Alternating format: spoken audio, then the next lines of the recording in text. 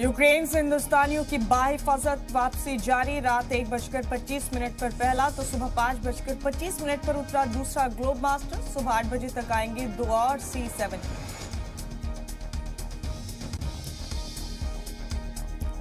Europe के ममालिक में समाया न्यूक्लियर हमले का खौफ। भारी मिकदार में खरीदी जा रही है आयोडीन की गोलियां। बेलारूस, चेक रिपब्लिक समेत कई ममालिक में स्टॉक खत्म।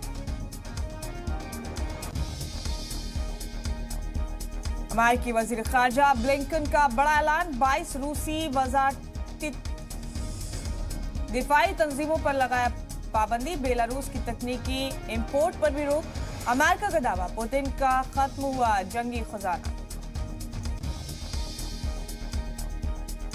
यूक्रेन में फंसे हिंदुस्तानियों पर रूस का बड़ा दावा। यूक्रेनी अफसरान ने हिंदुस्तानियों को यरगमाल बनाया। यूक्रेन का पलटवार, रूसी हमले की वजह से हिंदुस्तानी तलबा निकल नहीं पा रहे।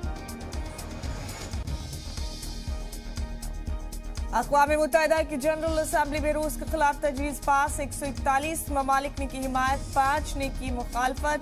35 ममालिक ने वोटिंग में नहीं लिया हिस्सा। हिंदुस्तान ने वोटिंग से फिर बनाई दूरी।